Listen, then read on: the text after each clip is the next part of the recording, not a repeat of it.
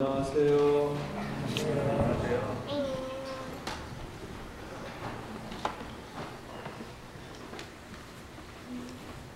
여러분, 얼마 전에 참으로 아주 아름다운 여배우 중에 하나였던 엘리자베스 테일러가 세상을 떠난 거 여러분 뉴스 들으셨죠? 여러분, 엘리자베스 테일러는 아주 이쁜 그런 여배우 중에 하나였고, 또 수많은 영화를 또 촬영을 했고, 또 한 가지 유명한 것은 뭐 때문에 유명하죠? 결혼을 여러 번. 많은 이혼 경력. 몇 번 이혼했는지 아세요? 공식적으로 이렇게 결혼하고 이혼한 것이 8번. 참 많이 했죠? 저 같은 사람 한 번도 못 했는데, 아주 많은 그런 경력을 소유했고, 특히 79세 며칠 전에 이 세상을 떠났다고 합니다.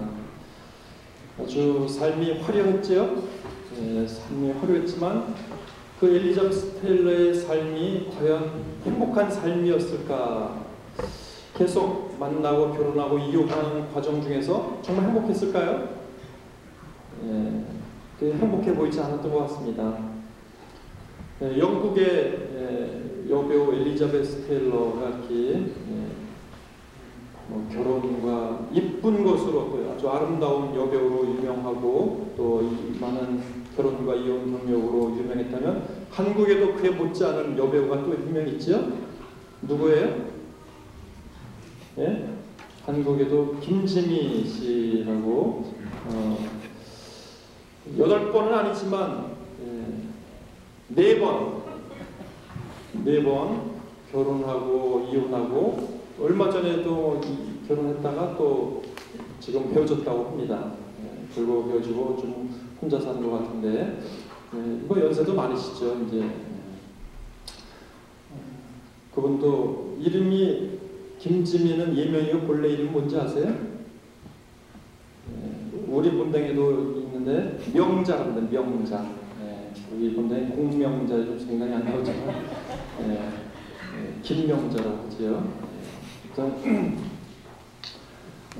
그분도 뭐 300몇 편인가 영화를 찍었다고 그래요. 굉장히 많은 영화를 찍었는데, 그렇게 화려해 보이지만 사실 그 안의 삶을 보면은 이렇게 행복했던 사람은 아닌 것 같아요.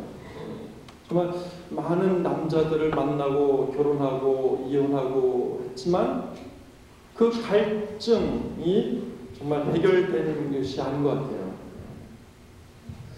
오늘 복음에도 그에 못지않은 여자가 나타납니다. 오늘 복음에는 5번의 남자랑 결혼했다가 결혼 이혼하고 지금 살고 있는 남자도 뭐 또 사실은 내 남편이 아니다라고 얘기하는 거 보니까, 또 오늘 예수님과 만난 사마리아 여인도 참 순탄한 삶을 살지 않은 그런 여인이었습니다. 이런 여인들의 공통점이 뭘까요? 뭐 어떻게 이렇게 많은 남자들과 만나고 헤어지고 있을까요? 물론 얼굴이 예뻤겠죠.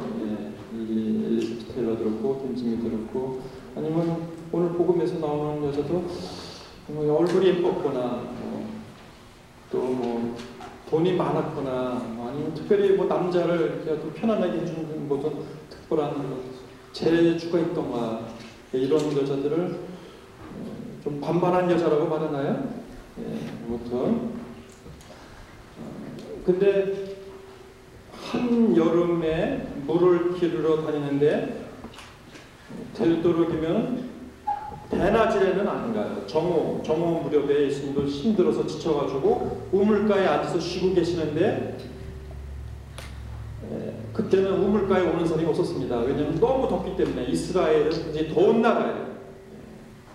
겨울이 거의 없습니다. 더운 나라인데 한여름 더운 시간에 물동을 일고 물을 기르러 왔다는 것은 사람들이 사람 많이 모인 곳에 가지 않는다는 이야기죠. 보통은 시원한 선선한 아침이나 해가 저물을 무렵에 물을 기르러 다닙니다. 더운 시간을 피해서. 근데 이 여자는 사람들이 없는 때를 찾아서 더웠지만 우물가에 왔다는 것은 동네 사람들과 이렇게 많이 어울리지 못한다는, 어쩌면 이게 계속 결혼하고 이혼하고 그런 것을 반복하면서 마을 사람들로부터 이렇게 손가락질을 받는 그런 여인이라고 볼 수가 있지요. 그래서 예수님께서 이렇게 우물가에 지쳐서 앉아 계셨어요. 제자들은 마을에 먹을 것을 구하러 갔고요. 제자들은. 그래서 예수님 혼자서 앉아 계시는데 여인이 와서 물을 주는데 마실 물을 좀 달라고 예수님이 청했습니다. 그런데 예수님은 유태인이고 이 여자는 사마리아 여인이었어요. 사마리아는 유태인들하고 사마리아 사람들은 서로 이렇게 상종하지 않았습니다. 왜냐하면 사마리아 사람들은 원래 유태인이었지만 외국인들과 이 피를 섞으면서 유태인의 어떤 그런 순수한 혈통을 잃어버렸어요. 그래서 이스라엘 역사에 그런 역사적인 그런 과정이 있었지만, 어떤 사마리아 그 고을 사람들은 이방 민족이 쳐들어와 있을 때 순수한 혈통을 지키지 않고 이방인 사람들과 결혼하고 그러면서 순수한 혈통을 잃어버렸다고 해가지고 유태인들이 아주 멸시했습니다. 그래서 서로 만나도 대꾸도 안 하고 서로 상종도 하지 않았는데, 그런 유대인 예수님이 사마리아 여인에게 물을 좀 달라고 그랬어요. 근데 이 여자는 어떻게 생각했을까요? 이 남자가 작업을 보는구나, 이렇게 생각했어요. 작업을 보는구나. 그래서 왜 저한테 이런 작업을 보십니까? 왜 물을 달라고 합니까? 그래서 예수님이 정말 내가 누군지 알았다면 오히려 나에게 마실 물을 청했을 것이다. 그러자 당신은 참 두레박도 없는데 어떻게 물을 나한테 준다는 얘기입니까? 근데 그 물의 개념이 달라요. 우리 살면서 참으로 물이 필요합니다. 물이 없으면 우리 못 살아요. 지구의 3분의 2가 물이죠. 그리고 우리 인체의 3분의 2도 물입니다. 70%가 물이라고 해요. 근데 우리는 물을 마셔도 계속 목마릅니다. 근데 오늘 예수님께서는 내가 주는 물을 마시면 너희는 영원히 목마르지 않을 것이다 라고 이야기합니다. 우리는 살면서 참 목말라요. 꼭 육체적으로 목마른 것이 아니라 항상 어떤 것에서 갈증을 느끼면서 삽니다. 채워지지 않는 갈증을 채우려고 노력을 해요. 다 사람마다 각자의 갈증이 있어요. 채우고 싶은 것이 있습니다. 그렇지만 우리가 살면서 이 세상 것으로 채우지 못한다. 많은 사람들이 이 세상 것을 채우려고 했고, 이 여인도 수많은 남자들을 만나면서 그것을 뭔가 채우려고 했지만 결국 채우지 못하고 사람들을 피해서 다니는 그런 처지로 돼 있었어요.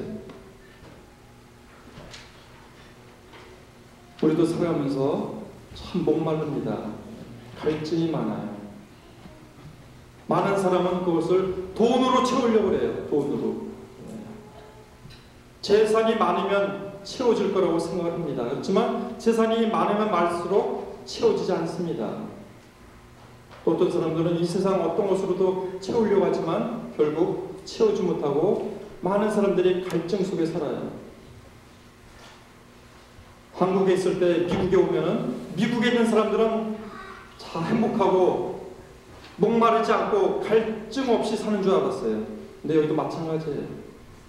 미국에 사는 사람이건 아프리카에 사는 사람이건 아시아에 사는 사람이건 돈이 많다고 그런 갈증이 없는 것이 아니라 부유하다고 그런 갈증이 없는 것이 아니라 다 그런 갈증을 느끼고 삽니다. 그런 갈증을 어디서 푸는가? 예수님께서는 사람이 빵으로만 살지 못한다고 그랬어요. 하느님의 입에서 나오는 말씀으로 산다.